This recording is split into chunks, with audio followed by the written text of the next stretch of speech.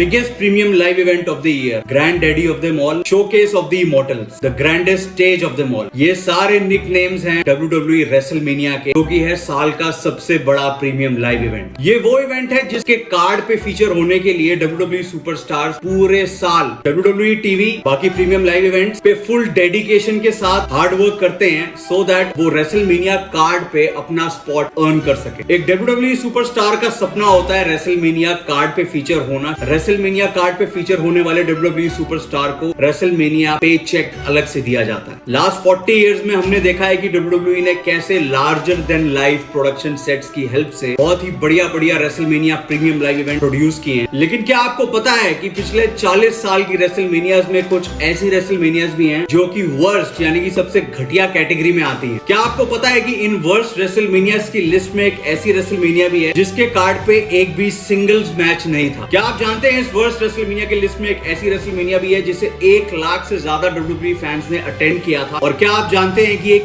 ऐसी WrestleMania भी इस लिस्ट में है जिसे at the same time worst WrestleMania तो कहा ही गया है, उस WrestleMania ने WWE को सेव भी किया था। तो आज हम इस वीडियो में वर्स्ट WrestleManias के बारे में बात करने वाले हैं, लेकिन स्टार्ट करने से पहले रेसलिंग सीरीज चैनल को सब्सक्राइब कर लीजिए, इससे मुझे बहुत मोटिवेशन मिलेगी आगे आने वाली वीडियोस को प्रोड्यूस करने के लिए। तो चलिए स्टार्ट करते हैं।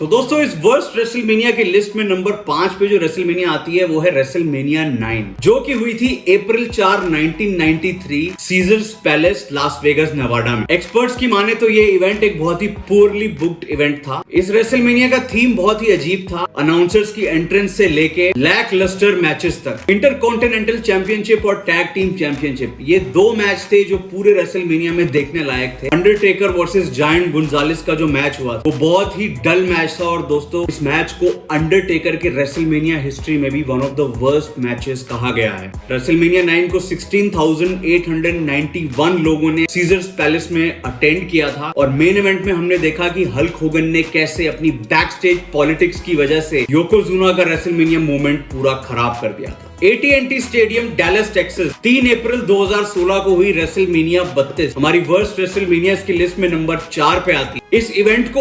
1,01,763 लोगों ने AT&T स्टेडियम में अटेंड किया था। कई WWE फैंस की माने तो स्टेडियम में एंट्री लेने से लेकर अपनी सीट तक पहुंचने तक बहुत ही मेसी अफेयर था पूरा वो। और क्रिटिक्स की माने तो बहुत पहले ही क्रिटिक्स ने ये प्रेडिक्ट कर दिया था कि रोमन रेंस, जो कि हीरो के तरीके से बुक करे गए थे WrestleMania 32 मेन इवेंट में, बहुत ही तगड़े तरीके से बू होने वाले थे डैलस टेक्सास में, और हुआ बिल्कुल वैसा ही। WrestleMania 32 के मेन इवेंट में हमने देखा अनइंटरेस्टेड क्राउड ने कैसे पूरे मेन इवेंट को बू किया, और सैमी ज़ेन, बेली, शिंस्के नाकामुरा, जिनका दूर दूर तक इस स्टोरी लाइन और मेन इवेंट से कोई नाता भी नहीं था, उनके चैंट्स लगाने शुरू कर दिए उस मेन इवेंट में। कोई बड़ा मार्की मैच नहीं, एक लैक लस्टर मेन इवेंट और लॉजिस्टिकल रीजंस, ये सारी चीजें कंट्रीब्यूट करते हैं WrestleMania 32 को वर्स्ट बनाने के लिए। विंस मैकमैन ने WrestleMania 32 के next night Monday night raw में लाइव क्राउड से जरूर पूछा कि WrestleMania 32 सबको कैसी लगी, और उन्हें सिर्फ बूज का सामना ही करना पड़ा। वर्स्ट WrestleManias की लिस्ट में नंबर 3 पे आती है WrestleMania 2। WrestleMania 1 की ग्रैंड सक्सेस के बाद WWE को लगा कि अब वक्त आ चुका है कि हमें उस सक्सेस को डबल किया जाए विद WrestleMania 2। ये एक ऐसी WrestleMania थी जो एक वक्त पे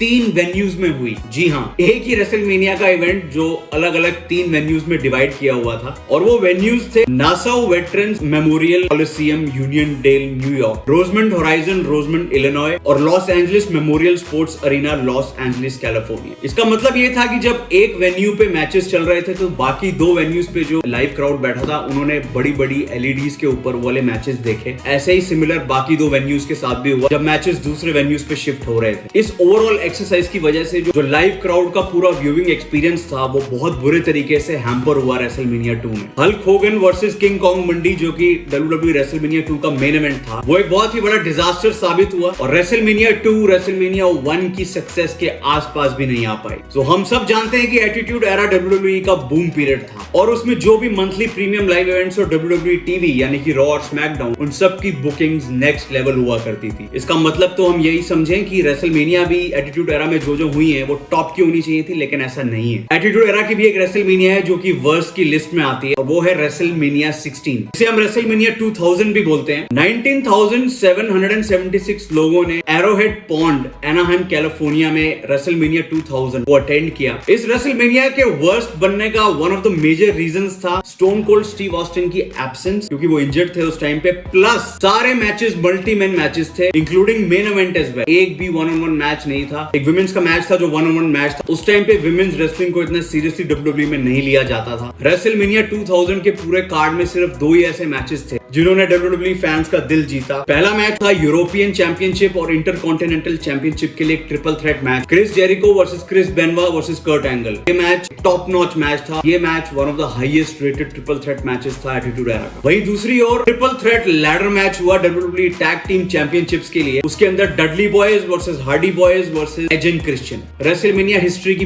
पहली रेसलमेनिया थी जिसमें रेसलमेनिया मेन इवेंट एक हील ने जीता था। ट्रिपल एच ने रॉक, मिक फॉली और बिग शो को हरा के अपनी डब्ल्यूडब्ल्यूई चैंपियनशिप रिटेन करी मेन इवेंट। तो दोस्तों अब हम बात करेंगे उस ऐसी रेसलमेनिया की जो वर्स्ट रेसलमेनियाज की लिस्ट में नंबर 1 पे तो है, लेकिन एट द सेम टाइम उसने डब्ल्यूडब्ल्यूई को सेव भी किया था 1995 में। हम बात कर रहे हैं रेसलमेनिया 11 की। 2 अप्रैल 1995 को हार्टफोर्ड सिविक सेंटर में हुई रेसलमेनिया 11 को 15,000 फैंस ने अटेंड किया और ये नंबर पिछले साल हुई रेसलमेनिया 10 से काफी कम था। उन दिनों डब्ल्यूडब्ल्यूई का टाइम कुछ अच्छा नहीं चल रहा था, बिजनेस डाउन था, हाथ एकदम टाइट था, इसीलिए साल के सबसे बड़े प्रीमियम लाइव इवेंट रेसलमेनिया को इतने छोटे वेन्यू पे बुक करना पड़ा। एक्सपर्ट्स की माने तो रेसलमेनिया 11 के मेन इवेंट में एक फुटबॉल प्लेयर लॉरेंस टेलर ने जब एक प्रो रेसलर बैम बैम बिगले को हराया तो ये चीज प्रो रेसलिंग वर्ल्ड के लिए एक बहुत ही शर्मनाक चीज थी। लॉरेंस वर्सेस बैम बैम, इस मैच की टीज डब्ल्यूडब्ल्यूई ने 1995 रॉयल रंबल में ही कर दी थी और इस पूरी टीज के बाद डब्ल्यूडब्ल्यूई रेसलमेनिया को मेन स्ट्रीम प्रेस ने पूरा कवर किया रेसलमेनिया 11 तक। दोस्तों यही एक रीजन था कि रेसलमेनिया 11 ने डब्ल्यूडब्ल्यूई को सेव किया from going out of business in 1995। Lawrence Taylor being a non wrestler अपने वन एंड ओनली मैच में जो कि रेसलमेनिया 11 का मेन इवेंट भी था, काफी अच्छी परफॉर्मेंस दी उन्होंने उस मैच में और बैम बैम बिगलो को हरा दिया। डब्ल्यूडब्ल्यूई चैंपियनशिप जो कि टॉप प्राइज है हमारे बिजनेस के अंदर, उसका मेन इवेंट ना होना बहुत बड़ा मेजर कंट्रीब्यूटर था रेसलमेनिया 11 के फेलियर में। वही ब्रेट द हिटमैन हार्ट ने अपने बॉब बैकलैंड के साथ जो मैच हुआ था रेसलमेनिया 11 में, उसको one of the worst matches of his career का करार दिया। तो इन्हीं कारणों की वजह से रेसलमेनिया 11 वर्स्ट भी थी और एट द सेम टाइम उसने 1995 में डब्ल्यूडब्ल्यूई को सेव भी किया। इन 40 साल में और भी बहुत सारी रेसलमेनियाज हुई हैं एंड आई एम श्योर आप सबको भी कई रेसलमेनियाज ऐसी होंगी जो वर्स्ट लगी होंगी। तो फील फ्री टू कमेंट और अपनी रेसलमेनियाज भी आप शेयर कीजिए जो आपको लगता है कि वर्स्ट थी आपके अकॉर्डिंग। रेसलमेनिया सीजन ऑन है और उम्मीद करता हूं कि आप सब भी बहुत एंजॉय कर रहे होंगे रोड टू रेसलमेनिया 40 को। तो यार वीडियो को एक लाइक कर देना और अपने दोस्तों के साथ इसको शेयर जरूर करना, इससे मेरी बहुत हेल्प होगी। मैं करता हूं यहाँ पे वीडियो को एंड, मिलता हूं आपसे एक नई वीडियो में एक नए टॉपिक के साथ, एक नए डब्ल्यूडब्ल्यूई किस्से के साथ। टिल देन टेक केयर, जय हिंद।